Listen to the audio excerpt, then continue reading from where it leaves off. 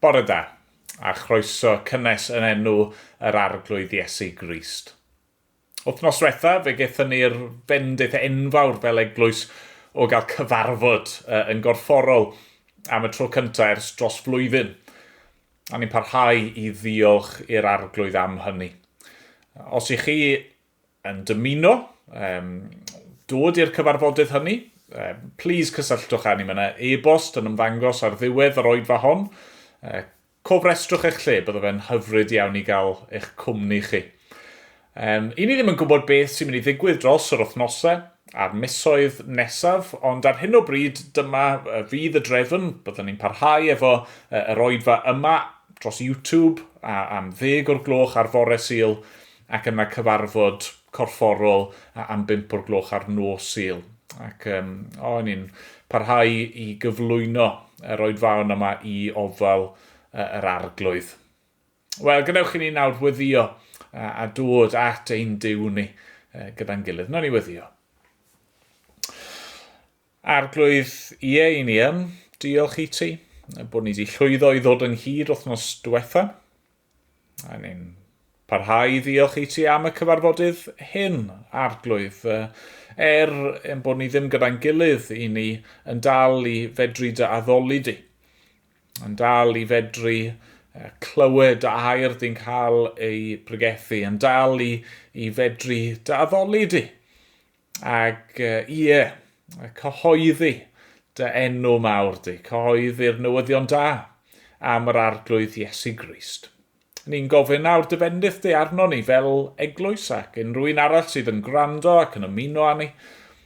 Ni'n gofyn i di siarad â ni trwy yr oedfaon hyn. Yn gofyn neu di siarad â ni hefyd wrth i ni ddod ynghyd yn gorfforol. O arglwydd. Derbyn yn mawl am diolch ni nawr. A bydd gyda ni yn y munudau nesaf yma. A mae'n bod ni'n gofyn yn enw ac yn heiddiant yr arglwydd Iesu Grist. Amen. Amen. Wel, na ni barhau i addoli trwy ganu gyda'n gilydd.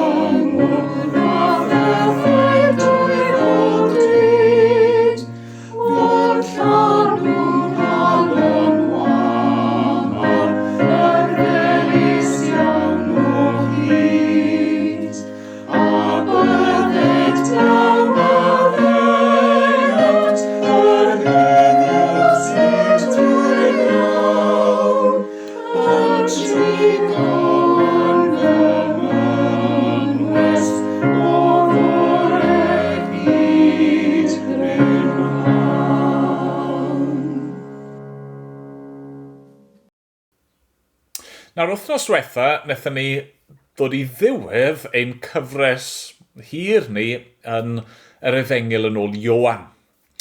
Ac felly fi wedi bod yn ystyried wythnos yma, wel, lle i ni mynd nesaf, lle byddai'n dda i ni droi, lle mae'r arglwydd am i ni fod yn astudio ac yn myfyrio gyda'n gilydd yn yr wythnosau nesaf. A fi wedi dod i'r casgliad, y dylwn ni aros gyda Ioan. I ni wedi treulio amser hir nawr yn edrych ar yr efengil, y cofnod yna o fywyd, a marwolaeth ac atgyfodiad yr arglwydd Iesu Grist. A felly, gobeithio erbyn hyn, os ych chi wedi bod yn ymuno â ni yn reoledd, i chi erbyn hyn yn gyfarwydd gyda Ioan. Chi yn gyfarwydd efo'i arddull ei ffordd o ysgrifennu, yr themau sydd yn ymddangos yn gyson wrth i Ioan ysgrifennu. Felly ni'n mynd i fod yn troi bore yma'n dechrau edrych ar lythyr cyntaf yr apostol Ioan, neu epistol cyntaf yr apostol Ioan. Ac fi'n mynd i ddarllen y bennod gyfan, ond bore yma byddwn ni jyst yn canolbwyntio'n sylw ni ar adnodau 1 i 4. Felly dyma air ein diw ni. Yr hyn oedd o'r dechreuad. Yr hyn yr ydym wedi ei glywed.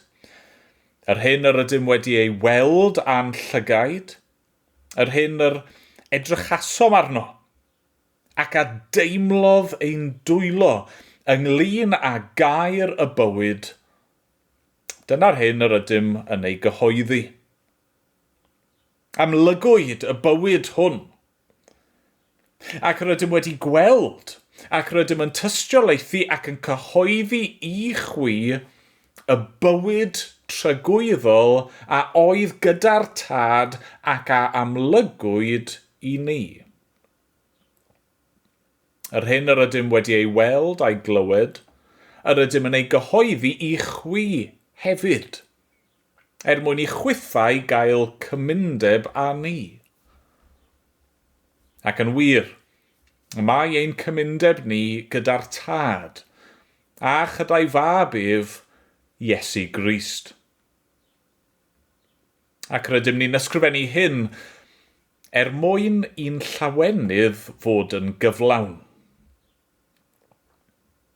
Hon yw'r genadwri yr ydym wedi ei chlywed ganddo ef, ac yr ydym yn ei chyhoeddi i chwi. Goleuni yw Duw, ac nid oes ynddo ef ddim tywyllwch. Os dywedwn fod gennym gymundeb ag ef, a rhodio yn y tywyllwch, yr ydym yn dweud celwydd, ac nid ydym yn gwneud y gwirionedd. Ond os rodiwn yn y goleuni, fel y mae ef yn y goleuni, mae gennym gymundeb a'n gilydd, ac mae gwaed Iesu ei fab ef yn ein glanhau ni o bob pechod. Os dywedwn ein bod yn ddibechod, yr ydym yn ein twyllo ein hunan, ac nid yw'r gwirionedd yno. Os cyffeswn ein pechodau, mae ef yn ffyddlon ac yn gyfiawn, ac felly fe fyddeia i ni ein pechodau a'n glanhau o bob anghyfiawnder. Os dywedwn nad ydym wedi pechu, yr ydym yn ei wneud ef yn gelwyddog, ac nid yw ei air ef yn ni. Amen. Amen. Diolch i'r arglwydd am ei air i ni unwaith eto y bore yma. Ond na ni weddio. Na ni droi at yr arglwydd mewn gweddi. O arglwydd yn Duw, ni'n diolch i ti nawr am yr rhan yma o dy air di. Ac arglwydd i ni'n gweddio nawr wrth i ni ddechrau ar y gyfres yma. Wrth i ni dreulio chydig wythnosau fwy na thebyg yn edrych ar llythyr cyntaf Ioan, wrth i ni fyfyrio ar yr hyn sydd wedi cael ei ysgrifennu a wrth i ni geisio yr hyn sydd gen ti i'w ddweud wrthon ni, arglwydd i ni'n gofyn yn ei siarad â ni. Yn gweddio unwaith eto bydd yr ysbryd glân yn gweithio yn ein calonau ni ac yn dangos i ni mwy ohono ti dy hun o dad, mwy o'r arglwydd Iesu Grist, mwy o'r gwirionedd, mwy o'r hyn rwy ti wedi drefnu a'i fwriadu ar ein cyfer ni. O arglwydd, yn neud i fendithio ein astudiaethau ni o wythnos i wythnos, os gwelid i fod yn dda. O dad, i ni'n cyflwyno, yn hunan fel eglwys i ti a'n cynlluniau ni ar gyfer yr wythnosau a'r misoedd nesaf arglwydd. Ni'n diolch fod y cwbl yn dylawdu. I ni ddim yn gwybod beth sydd i ddod ond drwy ti. A felly ni'n pwyso arno ti. Ni'n gofyn am darweiniad di ac am dy nerth di i ni fel eglwys. A dad, ni'n cyflwyno ein gwlad ni ti. Wrth i ni nesau at etholiad yn ein gwlad ni. Ni'n gweddio arna ti i fod ar waith arglwydd. I ni'n diolch, mae ti sydd yn teyrnasu, ti sydd yn llywodraethu dros y cwbl arglwydd. A felly ni'n cyflwyno nawr y rhain i fydd mewn grym. I ni'n gweddio bydde di yn gweithio ynddyn nhw a trwydden nhw yn neud i bendithio nhw arglwydd a gael wneud i ddefnyddio y rhain i sydd mewn awdurdod mwyn gwneud cyfiawnder a daioni yn ein gwlad ni. Os gwelid i fod yn dda. Arglwydd felly, i ni'n troi at y ti yn awr, ni'n gwybod fod yna llawer o anghenion amlwg yn ein plith ni fel eglwys. A ni'n gwybod hefyd fydd yna rai efallai yn ymuno, yn gwrando ac yn gwylio ac a'r bobl hynny yn gwynebu pob math o broblemau, sefyllfaoedd anodd o arglwydd. Ni'n gofyn nawr yn neud i siarad a phob un ohono ni. Yn gofyn neud i'n helpu ni fel dy bobl di i fod yn dystion i ti ac i allu rhannu dy gariad di efo'r bobl yn cwmpas ni. Ni'n gweddio bydde ti dy hun yn gymorth hawdd i'w gael i bob un sydd yn dy geisio di. Arglwydd, derbyn ni felly, derbyn yn mawl a'n diolch ni, a bydd gyda ni. A mae'n bod ni'n gofyn yn enw ac yn heiddiant yr arglwydd Iesu Grist. Amen. Amen. Wel, ni'n mynd i gael stori i'r plant nesaf, cyn bod ni'n canu unwaith eto.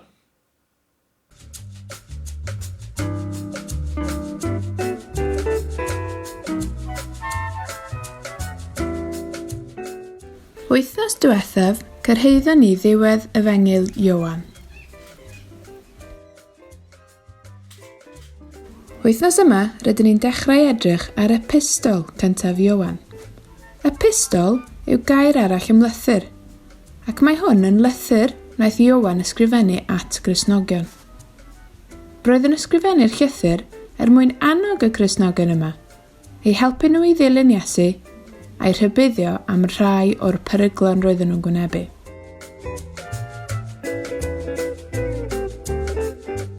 Heddiw ni am edrych ar adnodau 1 i 4. Yn adnod 1, mae Ioan yn esbonio'r rheswm ein bod ni'n gallu dibynnu ar ei neges, a pham y dylai'r Gristnogion oedd yn darllen ei llythyr wrando ar ei neges. Y rheswm yw hyn. Roedd Ioan wedi cyfarfod Iesu, wedi clywed Iesu yn siarad, wedi ei weld yn gwneud gwirthiau, wedi edrych arno wrth iddo farw ac ar ôl iddo atgyfodi, ac hyd yn oed wedi cyffwrdd Iesu gyda'i ddwyddo ei hun. Mae'n llyged dist i beth wnaeth Iesu, ac mae hyn yn rhoi hyder i ni fod beth sydd gen Ioan i'w rannu yn dod o Iesu ei hun. Helo, Helo! Reit, mae tair yma yn mynd i helpu fi i esbonio hynny chydig bach yn well nawr, okay? Feisiwch chi ddechmygu bod rhywbeth gwych wedi cyrraedd i ni. Iawn, rhywbeth gwych wedi cyrraedd i ni, a mae eisiau ni ddweud wrth yn gilydd beth yw e. Okay? Ond, rydych chi ddim yn mynd i allu gweld, na clywed, na teimlo beth sydd wedi cyrraedd. A wedyn, fi eisiau chi ddweud wrth Molly. Okay? Chi'n mynd i helpu fi? Okay, iawn.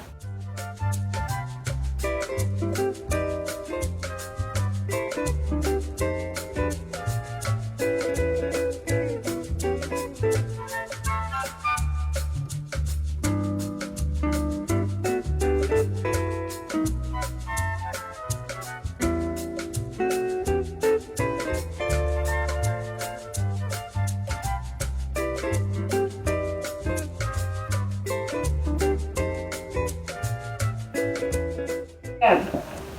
Dyma ni. Dwi'n mynd i ddangos i chi rwan.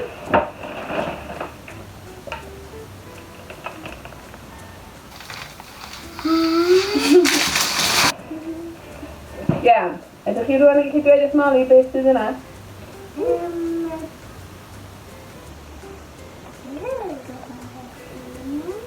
As ti gallu dweud wrth Molly beth oedd y peth gwych sydd wedi cyrraedd i chi? Bunny. Bunny? A ni'n meddwl bunny. A sydd ti'n meddwl? Papa? Na, dim baba. Oce, iawn. Oce, so tro hyn, geith Anna a Elsie clywed e. Oce, so dwi'n mynd i clywed bach i fynd e. Nawr ni dynnu rein i ffwrdd. Oce. Cael chi gyda ti? Oce. Nawr, cael chi gyd? Cael chi gyd? Oce. Ti wedi clywed hwnna? Ie. Bag o siocled ni yn i'n meddwl. Ddim yn gywir. Oce, tro hyn, fe gewch chi teimlo fe, oce? So cael chi gyda ti? Cael chi gyd? Anna, ti'n teimlo nhw? A ti'n teimlo nhw? Oce. Beth sydd wedi cyrraedd ti ni? Bag o clip. Bag o crisp, na ni'n meddwl. Anghywir. Oce, tro hyn, fe gewch chi gweld, teimlo, ag clywed. Oce? Dyn hwn ffwrdd? Anna, a ti gyda gyda gyda? Dyma'r peth gwych. Fe gewch chi teimlo nhw, clywed nhw, beth ydyn nhw? Ti'n dweud wrth Molly beth yw nhw? Lollipop. Mae Molly nawr yn gallu trysto chi bod lollipops wedi cyrraedd ti ni achos bod chi wedi cyffwrdd fe, chi wedi clywed e, a chi wedi gallu gweld e. Ydych chi'n hoffi cael ei? Ie.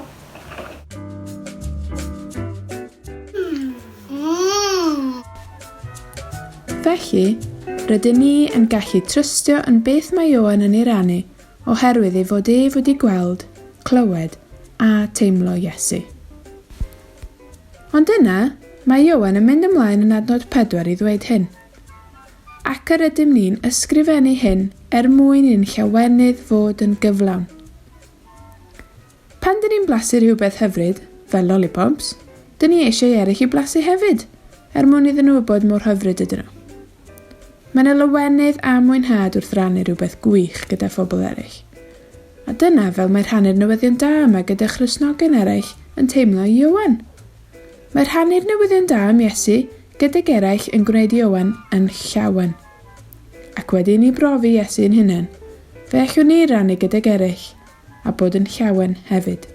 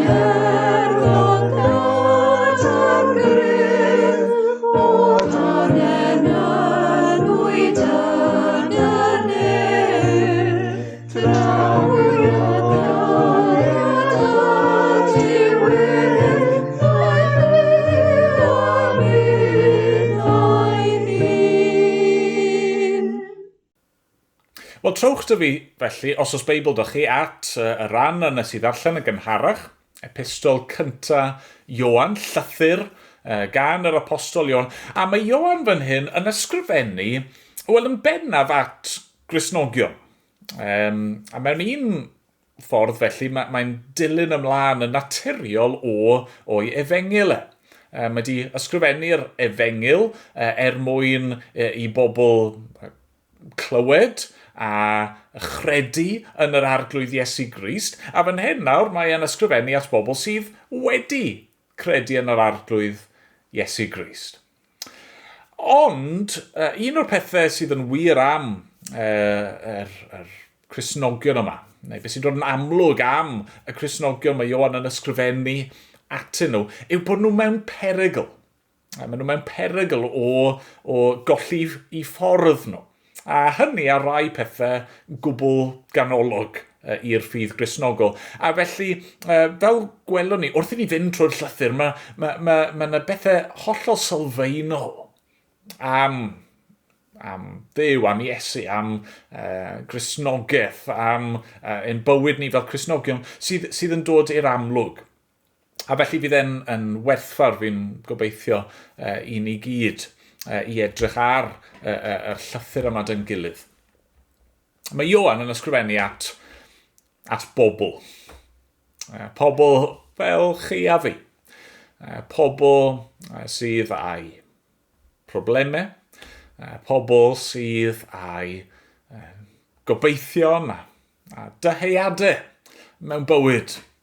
A mewn ffordd, dyna beth i fi eisiau ni ystyried bore yma. Beth i chi eisiau?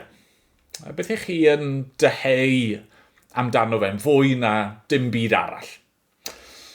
Na, mi'n siŵr gallwn ni ateb y cwestiwn mewn llawer iawn o ffyrdd.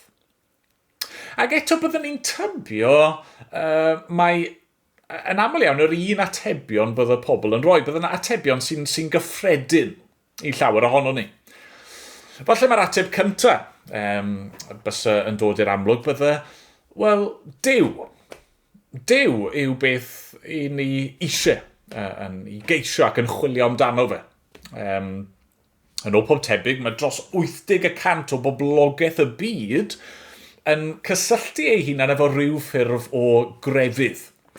A dyw hynny, dyw'r 80% plus yna o bobl ddim yn cynnwys pobl sydd yn ystyried ei hunan yn ysbrydol neu yn agnostig. Felly, hynny yw mwyafrif heleth poblogaeth y byd mewn rhyw ffordd neu gilydd fel petai'n chwilio am Dduw. Neu falle, i chi'r ateb sy'n dod syth i'r meddwl yw, wel, y gwirionedd. Dyna chi eisiau, dyna chi'n i geisio, dyna sy'n bwysig i chi eisiau gwybod y gwirionedd. Beth sy'n wir am y byd, am y bydysawd, amdano ni. Okay? Falle bydd rhywun yn ateb y cwestiwn a dweud, wel, sa'n poeni yn ormodol am Dduw ac am rhyw syniadau fel gwirionedd. Beth sy'n bwysig i fi yw perthynas.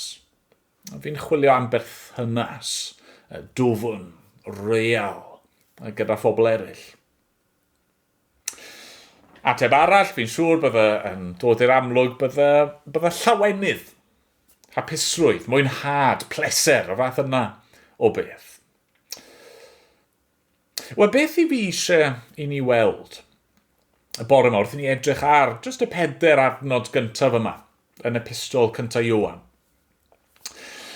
yw fod y pethau i fi wedi nodi yn barod, a fi'n siŵr mae dyna fydde yr atebion cyffredin, neu mwyaf cyffredin i ni gyd. Fod y pethau yma, Duw, gwirionedd, perthynas, llawenydd, mae'r pethau yma dim ond yn bosib. Maen nhw dim ond i'w cael trwy'r arglwydd Iesu Grist. A dyna yn union sy'n cael ei gynnig i ni'r bore yma. Felly i ddechrau, y pwynt cyntaf, a lle mae pwyslais Ioan yn amlwg iawn hyn yw, fi eisiau ni edrych ar gair y bywyd. Gair y bywyd. Nawr, wrth gwrs, mae yna debygrwydd yn does fan hyn yn y ffordd mae Ioan yn agor i lythyr i'r ffordd nath e agor ei efengil. A mae'n dweud, yr hyn oedd o'r dechreuad. Yr hyn rydym wedi ei glywed, yr hyn rydym wedi ei weld a'n llyged, yr hyn a edrychasom arno ac a deimlodd ein dwylo ynglyn â gair y bywyd, dyna'r hyn rydym yn ei gyhoeddi. Amlygwyd y bywyd hwn, ac rydym wedi gweld ac rydym yn tystiolaethu ac yn cyhoeddi i chwi y bywyd tragwyddol a oedd gyda'r tad ac a amlygwyd i ni. Be mae Ioan yn siarad am fan hyn? Wel, lle ni'n gorfod dechrau, mae'n siarad am Dduw. Yn dydy? Beth yw'r gair y bywyd yma? Wel, Iesu. Dyna siwr nath e ddechrau ei efengil yn dyfa. Daeth y gair yn gnawd. A fan hyn, mae'n sôn am yr un peth, yn dydy? Mae'n sôn am y ffaith bod Duw wedi dod yn ddyn. Bod Duw wedi amlygu ei hun i ni. Mae Ioan, fel petai'n dweud, os ych chi bore yma eisiau adnabod Duw, os ych chi eisiau gwybod pwy yw Duw, os mae Duw yw'r peth mwyaf pwysig yn eich meddwl chi, wel, dyma fe. Ac mae'r ffordd mae Ioan yn siarad am Dduw, mae'n rhyfeddol yn dydy. Mae'n ddisgrifiad rhyfeddol. Gair y bywyd. Yr gair yma sydd yn, wel, adnod 2 eto, yn fywyd tragwyddol a oedd gyda'r tad ac a amlygwyd i ni. Wel, dyma un o'r pethau mwyaf sylfaenol am Dduw. Ac eto, falle mae dyma un o'r pethau anoddau i ni gael yn pennau o'i amgylch. Chod, ni fel pobl, ni mor gyfarwydd gyda y ffaith bod ni yn byw, yn bodoli. Ni mor gyfarwydd gyda byw ein bywyd ni mewn byd o bethau sy'n bodoli, nes bod ni'n cymryd bodolaeth, existence, yn ganiataol. Nag i ni? Enghraifft, faint ohono ni bore yma nath ddeffro, ag wrth agor ein llyged meddwl i'n hunan, waw, fi'n fyw. Waw, mae gen i lygaid sy'n gallu gweld yr hyn sydd o'm hamgylch chi. Waw, mae gen i wely. Waw, mae gen i gartre. Wrth i chi fynd lawr falle'ch grisiau chi, waw, mae gen i fwyd a diod a'r pethau gwych yma. Wrth edrych allan o'r ffenest, waw, mae yna goed a phlanhigion ac adar a chymylau ac yw, byddwn ni yma trwy'r dydd os o'n i'n rhestru popeth sydd yn gymaint o ryfeddol. Mae'r pethau yma'n wych o'n cwmpas ni. Ac eto, ni'n cymryd nhw'n ganiataol. Ni bron o bod yn mynd o ddydd i ddydd. Wel, wrth gwrs bod yna fyd. Wrth gwrs bod yna fywyd. Wrth gwrs fod yr holl bethau yma yn bodoli. Ond na. Chi'n gweld mae popeth sydd mewn bod dim ond yn bodoli oherwydd fod yna Dduw. Duw sydd yn bodoli ohono fe ei hun. Duw sydd yn fywyd ohono fe ei hun. Gair y bywyd tragwyddol a holl alluog yma wnaeth o'i wirfodd ddewis creu. Dewis creu bydysawd, dewis creu byd, dewis creu chi a fi. Ac, petai hynny ddim yn ddigon o ryfeddod, beth sy'n wir am y Duw byw yma? Beth yw natur y bywyd sydd ganddo fe? Wel, mae'n fywyd o gariad. Cariad tragwyddol. Tad, mab, ysbryd glân. Wel, dyma, unwaith eto, yw ffocws Ioan, yn dyfa. Wnaethon ni orffen Efengil Ioan yn gweud mae Iesu yw dechrau, canol a diwedd popeth. A mae Ioan fel petai fan hyn wrth ddechrau ei lythyr eisiau profi fy mhwynt i. Mae'n dod â ni yn syth at Iesu, gair y bywyd. Mae'n dweud wrthyn ni, os ych chi eisiau adnabod Duw, yr unig ffordd o wneud hynny yw trwy Iesu, trwy y mab. Falle bod chi bore yma di bod yn chwilio am Dduw ac chi wedi bod yn chwilio amdano fe mewn pob math o lefydd, pob math o gryfyddau neu syniadau gwahanol. Falle bod chi ddim wedi gwybod lle i ddechrau edrych tan nawr, ond mae Ioan yn dweud dyma fe. Dyma lle i edrych. Dyma yw gair y bywyd, y gair tragwyddol sydd wedi amlygu ei hun i ni. Iesu.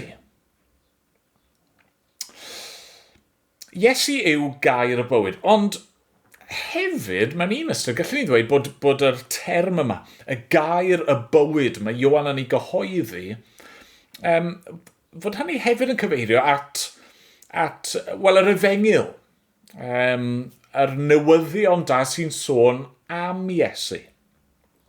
A felly mae hyn yn naturiol yn dod â ni at ein ail bwynt ni, sef y gair sy'n cael ei amlygu i ni. Adnod 2 eto, amlygwyd y bywyd hwn. Rydym wedi gweld, rydym yn tystiolaethu ac yn cyhoeddi i chwi y bywyd tragwyddol a oedd gyda'r tad ac a amlygwyd i ni.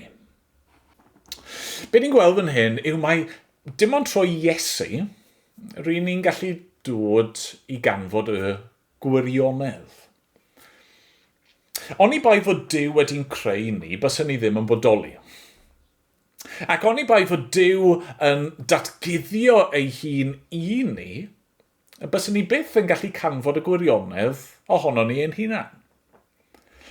Mae'r Beibl yn dweud am ein bod ni wedi pechu, am bod ein perthynas ni gyda Duw wedi ei thorri, oherwydd bod ni wedi gwrthryfela yn ei erbyn ni, am fod y pechod yma yn ein dallu ni, i ni ddim yn gallu dod o hyd i'r gwirionedd yn ein nerth ein hunan. Mychydig bach fel dychmygwch berson sydd yn ffeindio gitar. A dyn nhw ddim erioed wedi gweld gitar o'r blaen, dyn nhw ddim yn gwybod beth yw gitar.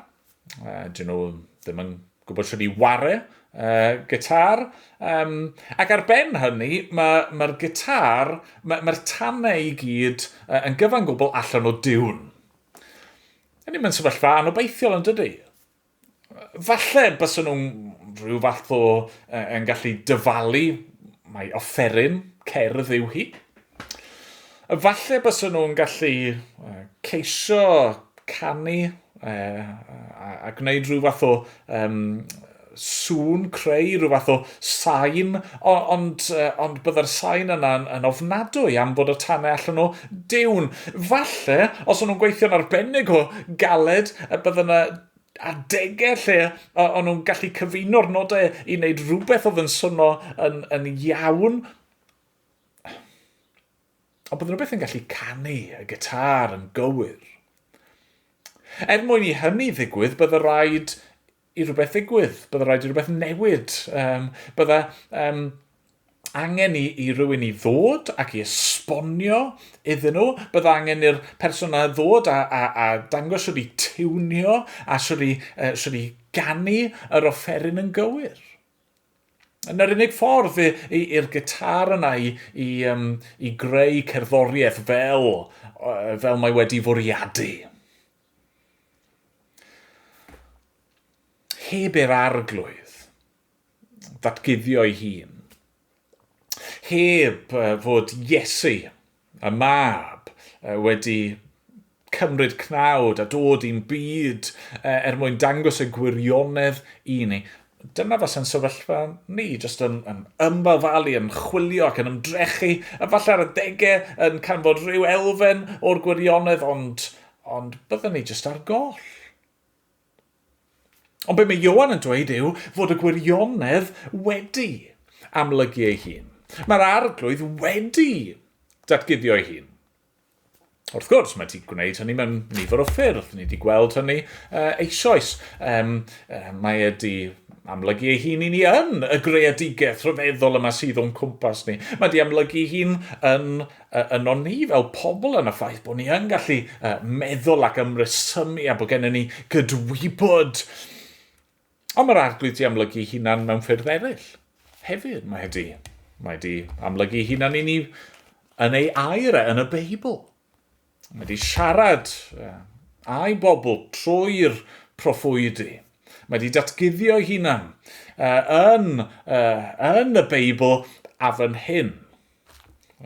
Mwyaf clir ohonyn nhw gyd, mae wedi amlygu ei hun i ni mewn mab.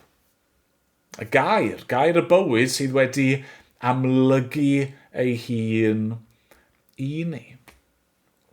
Mae y Duw tragwyddol yma wedi dod yn un ohono ni. A mae wedi gwneud hynny mwyn dangos y gwirionedd i ni. Yn Iesu, i ni'n gweld y gwirionedd. Y gwirionedd sut un yw Duw. Dad, mab ac ysbryd glân. Yn Dduw sanctaidd a chyfiawn a ffyr a yn Dduw cariad. Yn Iesu ni'n gweld y gwirionedd amdano ni'n hunan, bod ni fel pobl ar goll, a bod ni angen cael ein hachub o'n pechod ni. Trwy Iesu ni'n gweld y gwirionedd, mae dim ond un ffordd sydd i gael ein hachub, sef trwy ei aberth fod yn rhoi ei fywyd drosto ni ar y groes, a'i fod e'n atgyfodi mwyn rhoi bywyd tragwyddol i ni. Falle bore yma bod chi wedi bod yn chwilio am y gwirionedd. A chi wedi bod yn chwilio mewn pob math o lefydd yn darllen pob math o lyfrau ac erthyglau a threithodau ac yn gwylio pob math o raglenni dogfen ac yn sgwrsio, trafod ac be mae Ioan eisiau chi sylweddoli, wel, os chi eisiau canfod y gwirionedd, mae rhaid i chi ddechrau yn y lle iawn, ac y lle iawn yw Iesu. Chi dim ond yn gallu dod at y gwirionedd trwy yr arglwydd Iesu Grist. Nawr falle, fel o'n i'n gweud yn gynharach, falle bod chi ddim yn poeni cymaint am syniadau fel Duw a gwirionedd. A falle i chi, beth sy'n bwysig mewn bywyd yw perthynas, i chi eisiau perthynas. Wel, mae hwn yn dod ni at y trydydd peth mae Ioan yn sôn amdano, sef y gair sy'n cael ei brofi. Y gair sy'n cael ei brofi. Mae'r Duw yma, y Duw byw yma, y Duw sydd wedi dod i'n plith ni mwyn amlygu'r gwirionedd i ni, mae eisiau i ni brofi hynny. A mae Ioan yn gwneud hynny yn glir mewn ffordd trawiadol iawn yn dydy. Adnod 1. Yr hyn oedd o'r dechreuad, yr hyn yr ydym wedi ei glywed, yr hyn yr ydym wedi ei weld a'n llygaid, yr hyn yr edrychasom arno ac a deimlodd ein dwylo ynglyn â gair y bywyd. Dyna'r hyn rydym yn ei gyhoeddi. Amlygwyd y bywyd hwn, ac rydym wedi gweld, ac rydym yn tystiolaethu ac yn cyhoeddi i chwi y bywyd tragwyddol a oedd gyda'r tad ac a amlygwyd i ni.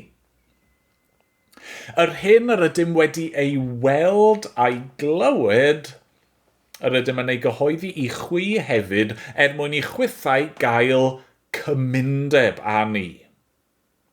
Ac yn wir, mae ein cymundeb ni gyda'r tad a chydau fab ef Iesu Grist. Mae yna bwysles cryf iawn yn yr adnodau yma ar y synhwyrau, ar y senses, clywed, gweld, teimlo. Ac wrth gwrs, yn y lle cyntaf falle, mae hynny mwyn pwysleisio fod Ioan wir wedi profi'r pethau yma. Fod yn rhoi tystiolaeth sydd yn ddibynadwy.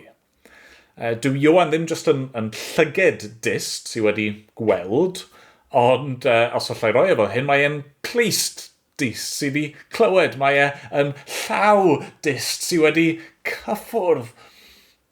Mae wedi profi'r pethau yma go iawn. Mae wedi bod gyda'r Iesu. Ond mae yna fwy na hynny ond does. Achos beth sy'n dod drosodd wrth gyfeirio at y synhwyrau yma, beth sy'n dod drosodd yw agosatrwydd Iesu. Fod wedi dod yn agos ato ni. Fe yw Duw, y Duw tragwyddol. Mae e'n 100% yn dduw, ac eto mae'n 100% yn ddyn. Mae wedi dod yn un ohono ni, mae wedi dod yn berson o gig a gwaed, person o'ch chi'n gallu weld, person o'ch chi'n gallu glywed, person o'ch chi'n gallu dalgafel ynddo, person o'ch chi, fel Ioan, yn gallu pwyso yn ei erbyn. Person go iawn chi'n gallu cael perthynas gyda fe. Roedd gan Ioan berthynas gyda Iesu. Trwy ffydd yn Iesu, mae Ioan wedi dod i berthynas gyda Duw ei hun, yn dad, mab ac ysbryd glân. Ac mae Ioan yn dweud fod yr un berthynas yna ar gael i ni sydd yn credu. Ac, ar ben hynny, neu yn dilyn o hynny, mae Ioan yn dweud, wrth i ni ddod i berthynas cywir efo Duw, i ni hefyd yn dod i berthynas cywir gydag eraill. Adnod 3 eto, hyn rydym wedi weld a'i glywed, rydym yn ei gyhoeddi i chwi hefyd mwyn i chwithau gael cymundeb â ni. Ac yn wir, mae'n cymundeb ni gyda'r tad a chydau fab ef Iesu Grist. Mae'r gair yma, cymundeb, mae'n air hynod o bwysig, hynod o bwerus. Mae'n cyfleu'r syniad o rhannu mewn rhywbeth. Bod gennych chi eich cyfran, eich siar mewn rhywbeth. Bod yna rhywbeth yn gyffredin rhwng chi a rhywun arall. Ac felly be mae Ioan yn ei ddweud fan hyn yw, wrth i chi ddod i gredu yn Iesu, chi'n derbyn eich ran ohono fe. Chi'n cael eich uno gyda fe. Ond chi hefyd yn cael eich uno gyda Christnogion eraill. Chi'n dod yn rhan o'r eglwys, yn rhan o deulu'r ffydd.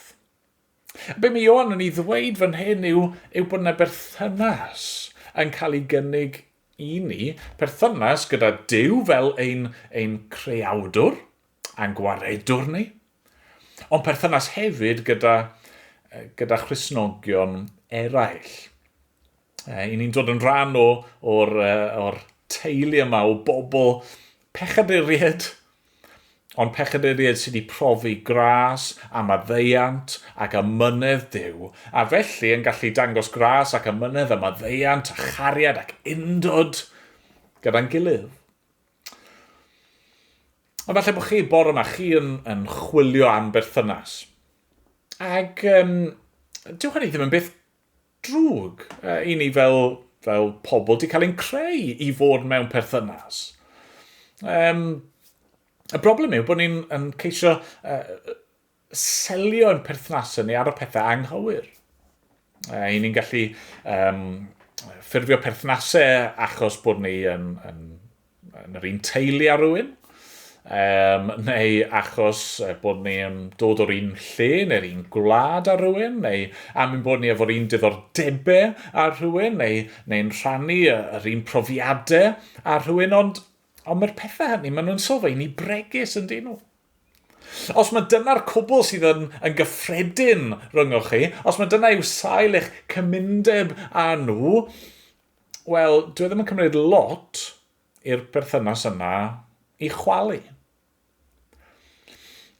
Be mae Ioan yn dweud yw fod y berthynas yna i ni'n dyheu amdano fe.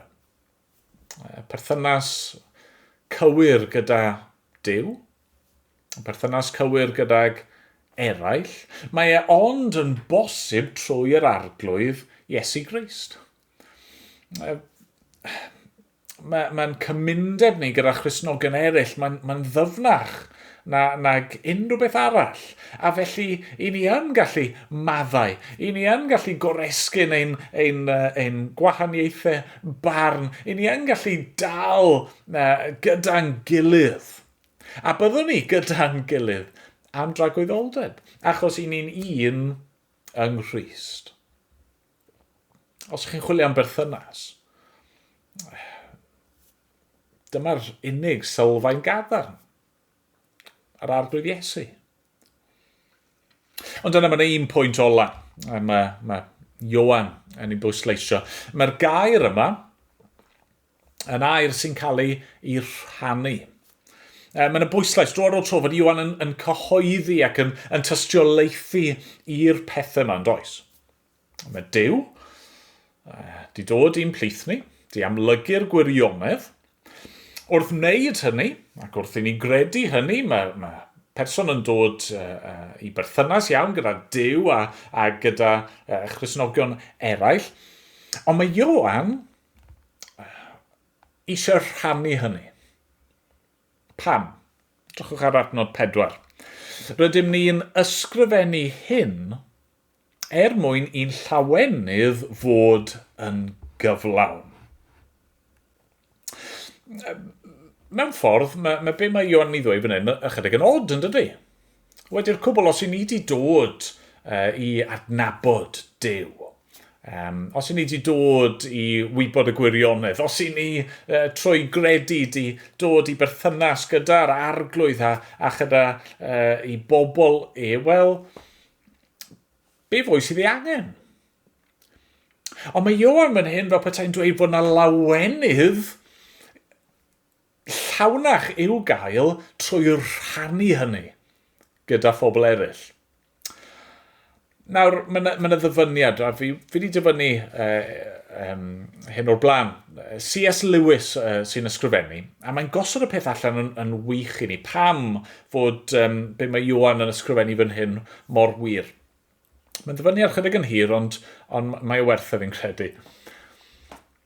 I think we delight to praise what we enjoy because the praise not merely expresses but completes the enjoyment. It is its appointed consummation. It's not out of compliment that lovers keep on telling one another how beautiful they are. The delight is incomplete till it is expressed. It's frustrating to have discovered a new author and not to be able to tell anyone how good he is. Or to come suddenly at the turn of the road upon some mountain valley of unexpected grandeur and then to have to keep silent because the people with you care for it no more than for a tin can in the ditch. Or to hear a good joke and find no one to share it with. Wrth gwrs, mae yna lawenydd i'w gael, trwy adnabod Duw, trwy canfod y gwirionedd, trwy'r berthynas yma sydd rhwng ni a'r arglwydd a'i bobl. Ond mwyn y llawenydd yna fod yn gyflawn, i ni angen ei rhannu gydag eraill. Ac, wel, ni wedi gweld reality hynny yn ystod y flwyddyn diwetha, ond o. Hynny yw, mae'r flwyddyn diwetha wedi bod yn anodd. Ond, mewn lot o ffyrdd, ni wedi gallu gwneud llawer o'r un pethau ni fel arfer yn gwneud. Y rwystyr penna yw bod ni ddim wedi gallu rhannu'r pethau hynny gydag eraill. Ddim wedi gallu rhannu'r profiadau hynny gydag eraill. A felly, bod ni falle wedi mwynhau cael takeaway yn achlasurol, neu wedi mwynhau gwylio rhyw raglen ar y teledu, neu mwynhau darllen rhyw lyfr, neu pob math o bethau eraill, ni wedi cael ein rhwystro, ein cyfyngu yn ein mwynhad, achos ni ddim wedi gallu rhannu hynny gyda pobl eraill. Be mae Ioan yn dweud yw fod yna ffordd i ni gael llawenydd cyflawn trwy nid yn unig adnabod yr arglwydd, ond trwy ei rhannu gydag eraill, trwy fod yn hael a'i gyflwyno fe i bobl eraill. Chwa, mae'r byd di'n twyllo ni feddwl, os ych chi eisiau cael llawenydd, gwir lawenydd, y ffordd i wneud hynny yw roi'ch hunan yn gyntaf. Bod yn hunanol. Gwneud beth sy'n dda yn eich golwg chi, casglu trysorau i chi'ch hunan, chwilio am bleser lle bynnag i chi'n gweld yn dda. Be mae Ioan yn dweud yw na, os i chi bore yma eisiau llawenydd, chi ddim yn ei ffindo hynny ynoch chi'ch hunan. Chi ddim yn ei ffindo hynny yn y pethau o'ch cwmpas chi. Os ych chi'n trysori ac yn dibynnu ar y pethau hynny, yn y diwedd maen nhw jyst yn mynd i'ch siomi chi. Maen nhw'n mynd i'ch gadael chi lawr. Chi naill ddim yn ei gallu cael gafel arnyn nhw, neu os chi yn ei cael nhw, byddwch chi'n poeni am eu colli nhw, ac yn y diwedd fydden nhw yn cael eu cymryd oddi arnoch chi. Ond beth mae Ioan yn dweud yw mae yna lawenydd i'w gael. Y llawenydd o nabod Duw, o wybod y gwirionedd, o berthynas cywir gyda Duw a'i bobl, ac ar ben y cwbl, mae gen ni yr cyflawnder yna o lawenydd trwy ei rhannu. Sdim llai gyda ni wrth rannu Iesu. Mwy os unrhyw beth, ni'n profi yr arglwydd yn fwy wrth i ni ei rhannu a'i gyflwyno fe i'r bobl o'n cwmpas ni. Bore yma, beth i chi wedi bod yn chwilio amdano fe? Duw, y gwirionedd, perthynas, llawenydd, neu unrhyw beth arall. Sut bynnag a lle bynnag chi wedi bod yn chwilio am y pethau hynny, ysdim angen i chi edrych ddim pellach na fan hyn. Edrychwch at yr arglwydd Iesu. Yr un yma, gair y bywyd. Y gair yma sydd yn cynnig ei hun i chi y bore yma. Diolch iddo. Amen. Amen. Wel, nawn ni ganu emyn arall gyda'n gilydd cyn bod ni'n gorffen yn hoedfa ni.